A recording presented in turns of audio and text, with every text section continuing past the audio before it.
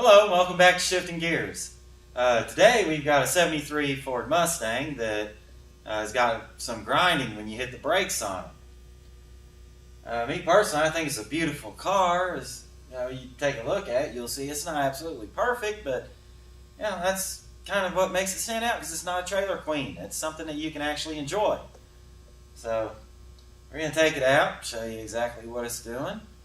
We're going to show you the diagnosis, see what the problem is, and we'll show you the fix. Let's get started.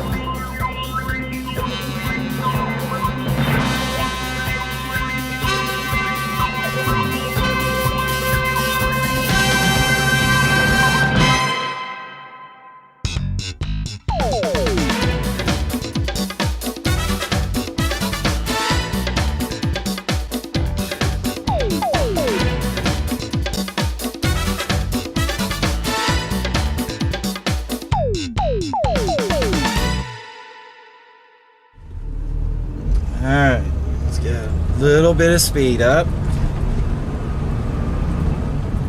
And you listen real close, you'll hear grinding. Sounds like metal on the brakes.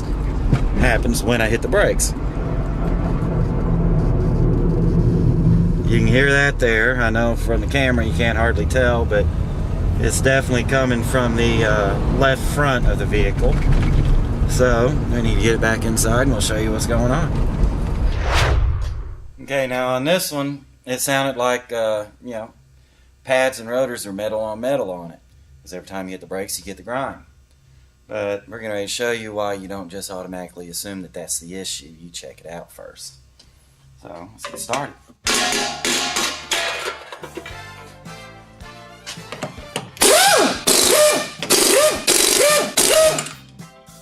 Alright, now on this one thing the customer told me is he just had new brakes put on this one not too long ago, which you can see by the stem of the rotor there, where the bearing housing is. It's not all rusted. You can see it still looks brand new. So yeah, something's definitely up with this one. Getting ready to show you what's going on. Take a look. You can see there's plenty of pad material there. Same thing on the inside, which is kind of hard to see with the camera. But the first things you notice, look at the edge of this rotor. It's ground down right there. That's what it should look like. So that tells me that something is hitting this surface of the rotor. All the way around the rotor, there's nothing there. Nothing to hit it. Until you get to this point. Then you got the brake caliper. So let's get the brake caliper off and I'll show you.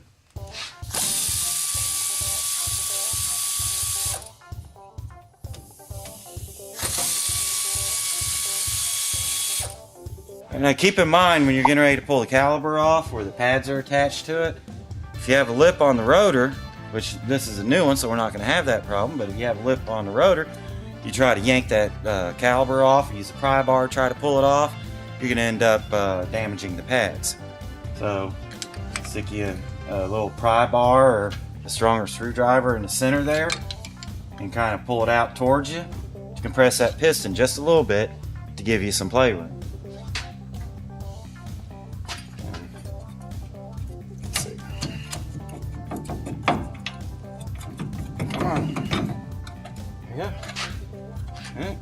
There's the caliper off. But now, if we take a look at the inside of the caliper, let's see.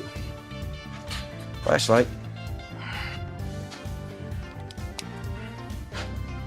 See right there what's going on. The caliper itself on this surface here is rubbing the outside edge of the rotor.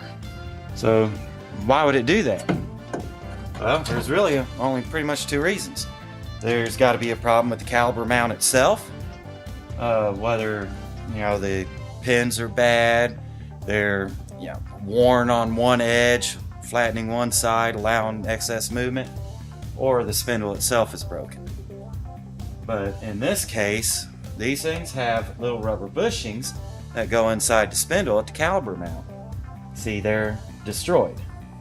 There's nothing left of them. They really kind of feel really gelatinous, real mushy, like a putty. So first thing we're going to do, we're going to get these out. We're going to put new ones in. Once we do that on both sides, we're going to take it for a drive and see what it does at that point. Remember, this is a 73 Mustang. If one side's doing this, the passenger side I've looked at, it's not got any marks or any signs of it rubbing, but they're going to be wore out too. So go ahead and knock both sides out at one time. That way you don't end up having to come back and do the other side later. Alright, first thing we're going to do is take a small screwdriver or something to that effect. Let's get these old bushings out.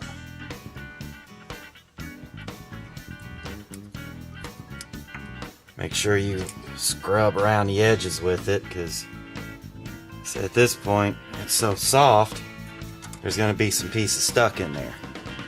Do the same thing on the bottom side.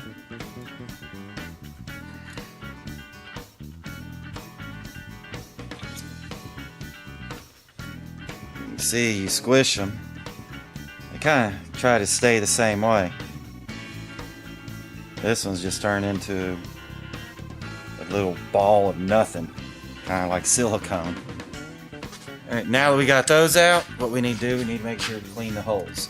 Make sure, like I said, where that stuff is really gelatinous and just turn into like a mass of silicone or something in your hands, there's going to be some left inside these holes. So we're going to take a brush to them, clean the inside of the holes out real well.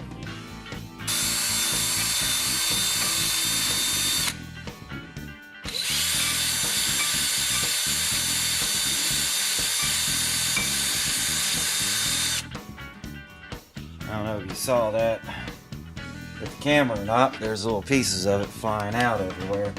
So take a look at it, make sure it's good and clean. Alright, and I'm actually going to spray some cleaner in there and do it again.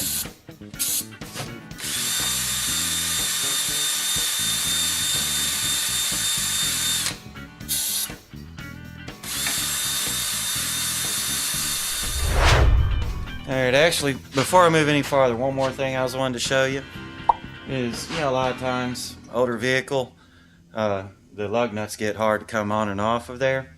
So while you're working on it, spray with a little bit of penetrant.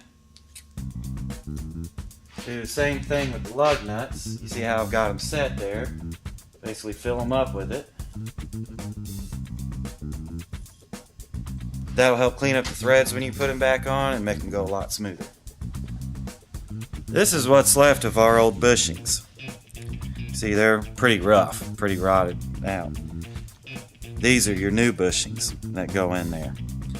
Notice they've got a shoulder, front and back, that rests up against the outside of them holes there.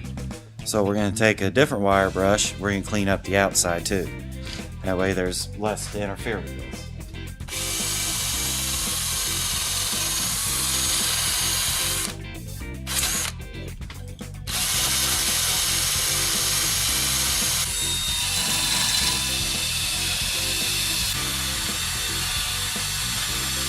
Alright, now that we got that done, it's time to put these in. Keep in mind you've got an open end and you've got a closed end. Closed end is where the pin on the brake caliper bolt sits inside there. Just slides in like that, so make sure that when you install these you put them in correctly. Otherwise, when you go to pull them back out, there's a chance that it may end up damaging them, and then you have to get more. These are not something that's kept on the parts shelf, so you don't want to have a vehicle apart while you're waiting on it. Now, anytime it comes to rubber and metal, a good way to do it is with some carb cleaner. Carb cleaner works as an excellent lubricant. between metal and rubber. Works with like O-rings on fuel injectors or anything like that. So I'm going to spray the hole, spray the bushing. Let's pop it in.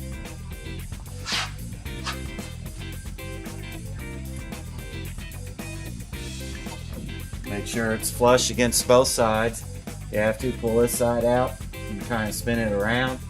Now make sure that it comes completely out of the hole and butts up against it like it's supposed to.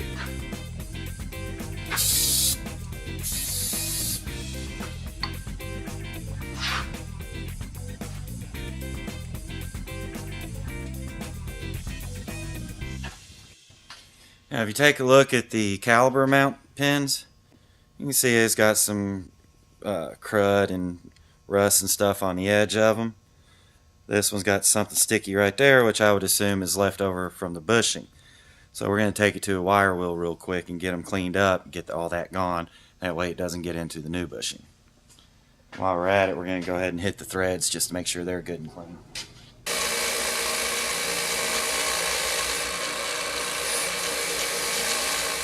Alright, now that we got the bolts good and cleaned up, they don't look too far from new. Threads are good and clean and everything, so we're going to get ready to assemble this. But before I do, there's one more thing I want to show you that somebody had left off of this vehicle.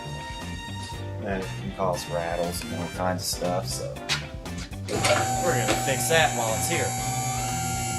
As you can see, it's got a bracket on the back side of the bolt. The caliper mount bolts go through the top side. There's supposed to be mount bolts on the bottom side too.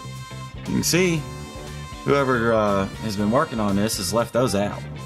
So we're going to go in there. We don't know how long they've been out. We're going to go ahead and clean up the threads and get bolts reinstalled back into it. That way, this bracket, as it tightens up, it will actually hold the caliper away from the rotor a little bit and help prevent what we ran into.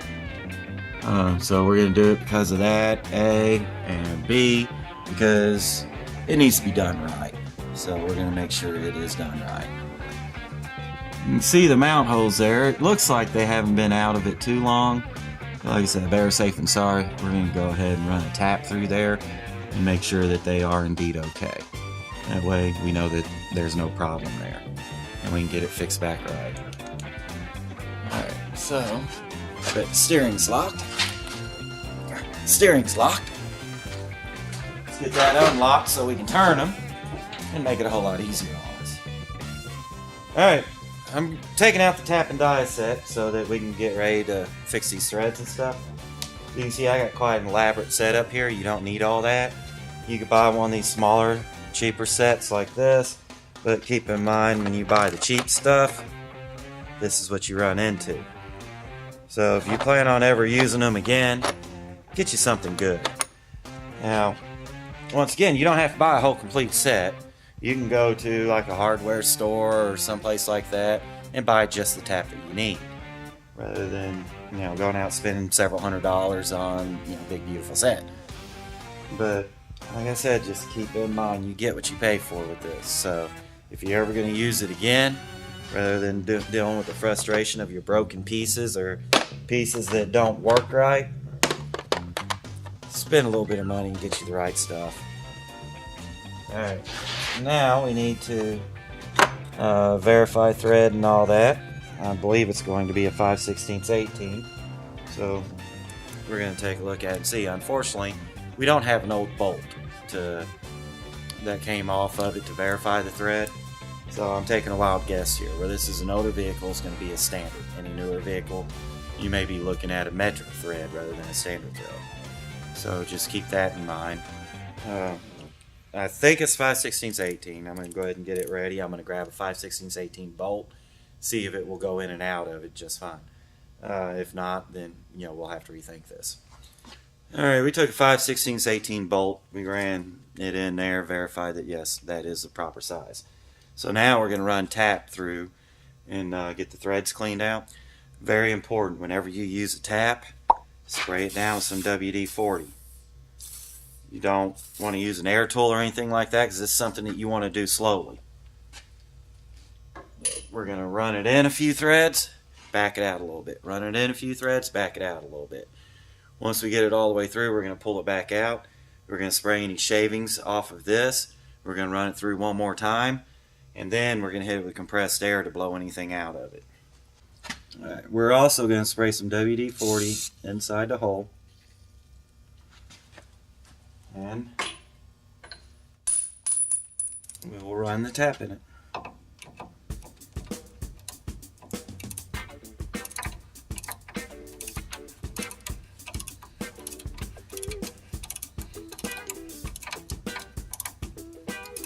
Back it back out a little bit. That will actually let any shavings and stuff that it has created come back out of it and keep it from stopping up the tap. We'll run it in a little bit farther.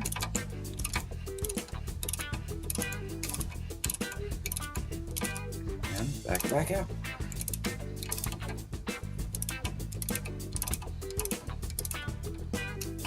Go back in. This time we'll go ahead and run her all the way through.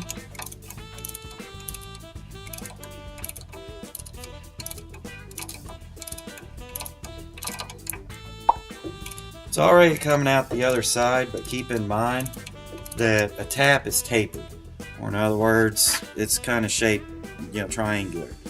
So, even though you see the tip coming out the other side, you want to run it on through to make sure that, it cleans the hole completely. If you take a look at the tap, see all that crud that it cleaned out of it there? That's the whole reason for running the tap through it. Spray it down some WD-40 again, clean all the gunk out of the threads, and once again lubricate it. We're going to spray some more WD-40 in there, same thing, knock all the gunk out of the threads. We're going to hit it with a shot of air.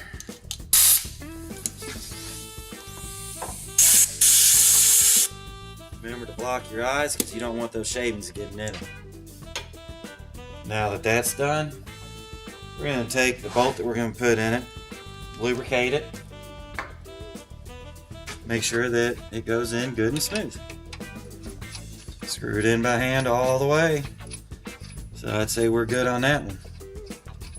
Time to move on to the next hole. It's going to be the same process, so just take your time, make sure it's done right. Okay, now that we've got the holes tapped out, once again we're going to spray it down, get it cleaned off WD-40. Keep in mind, WD-40 stands for water displacement, and it was the 40th formula that they came up with on it. So the water displacement is what we're thinking about here. Once you spray this down with the WD-40, don't wipe it off, don't clean it off, leave the WD-40 on it. Because one problem you'll run into is once these things rust up, they're about useless. They're no good. So keep the WD-40 on it and it'll help keep the rust from building up on your tap. That way you can use it in the future. Okay, so now we've got the holes tapped out. We're going to go ahead and get this back together. Now keep in mind we use WD-40 on it, which is a lubricant. Could have gotten all over the rotor. So make sure you spray that off and get that cleaned off real well with some brake cleaner, because lubricant and brakes just don't go good together.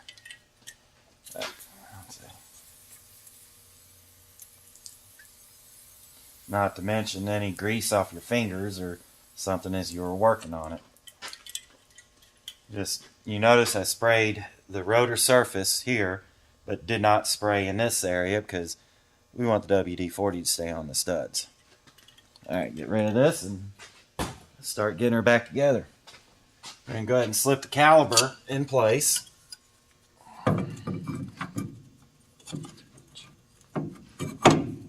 Come on. Brake line kind of limits the movement here, so you see it doesn't just fall right on. And we're going to go ahead and spray some lubricant on the brake caliper mount bolts too.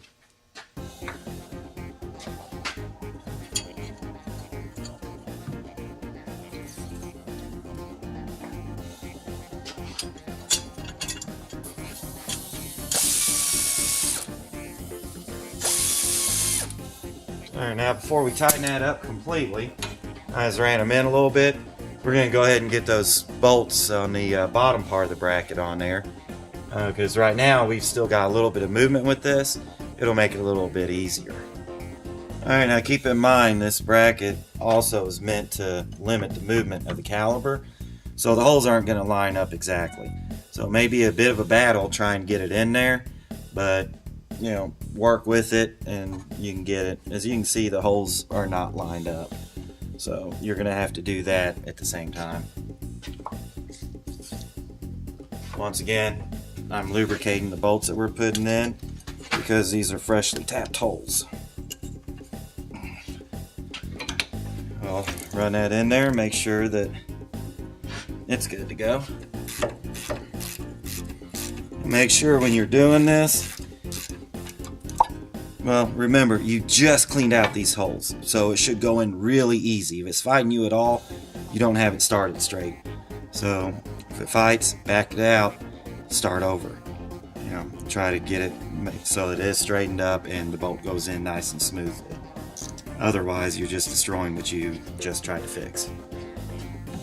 And let's get the top one.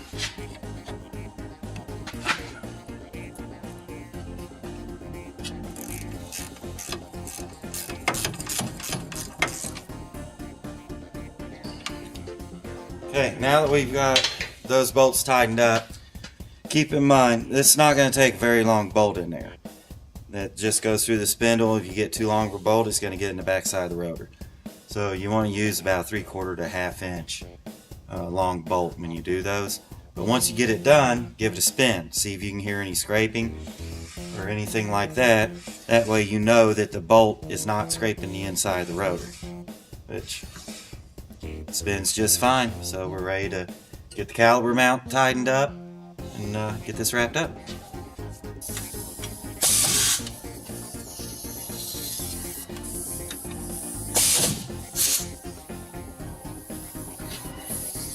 Alright, everything's tightened up. It should hold the caliper away from the rotor now unless the spindle's actually bent, which I don't believe it is.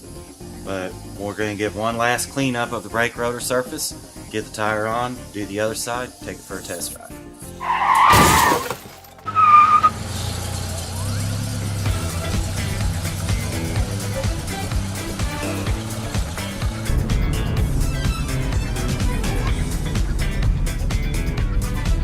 Well, that was good. No grind there.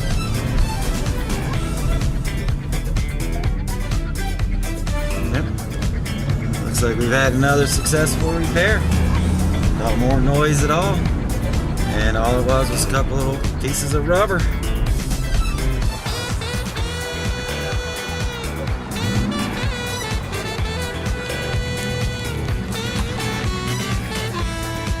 Alright, looks like we had another successful repair. No more grinding of the brakes or anything like that. Brakes feel good. So that was definitely the issue. We'll see you next time. Don't forget to like us on Facebook and our YouTube channel. Thank you very much. Say, I think you're nodding your head, but you got a big bright light right in front of your ugly head. Cliff doesn't like the cold temperature. Okay. That's magnet suck. There we go. Try to shed some light on the situation. Of course, the battery went out on the light right when we needed it. I'm gonna need this. An air ratchet doesn't work too good without the hose. I guess I can always blow on the end of it. I really can't see. Don't know how I'm gonna get both hands in there. Good?